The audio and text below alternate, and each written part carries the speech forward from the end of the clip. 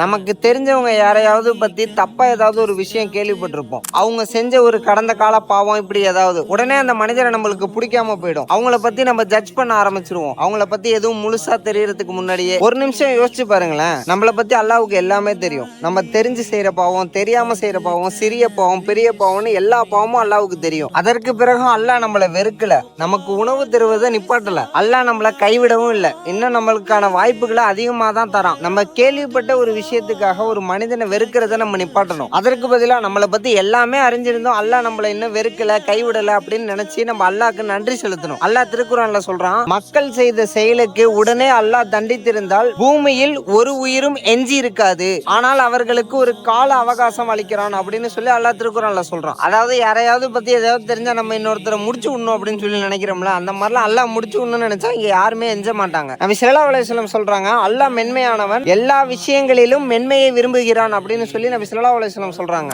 மென்மை அப்படிங்கிறது மக்களை பற்றிய எண்ணத்திலும் நம்ம மன்னிக்கிறதுலயும் இருக்கிறது. ஒருத்தரை வெறுக்கிறதுக்கு முன்னாடி நம்மள்ட்ட உள்ள குறைகளை நம்ம நினைச்சு பார்க்கணும். ஒருவருக்கு தீர்ப்பு வழங்குறதுக்கு முன்னாடியோ இல்ல ஒருத்தரை தீர்த்து கட்டணும் அப்படின்னு நினைச்சாலோ அதுக்கு முன்னாடி அல்லாஹ் நம்ம மீது வச்சிருக்க கருணையை நினைச்சு பார்க்கணும். மக்களை விரல் காட்டுறதுக்கு பதிலா அல்ஹம்துலில்லாஹ் அப்படின்னு சொல்லுங்க. அல்லாஹ் இன்னும் நம்ம செய்யற பாவங்கள் எல்லாத்தையும் மறைச்சிக்கிட்டு இருக்கான், இன்னும் பொறுமையா இருக்கான். நம்ம திரும்ப அவன்கிட்ட தௌபா செஞ்சு மன்னிப்பு கேட்போம் அப்படிங்கிற காரணத்துக்காக நன்றி உணர்வோட இருங்க, மென்மையோட இருங்க. தீர்ப்பு அல்லாஹ் கையில விட்டுருவோம். இன்ஷா அல்லாஹ் நாளைக்கு பார்ப்போம். அஸ்ஸலாமு அலைக்கும்.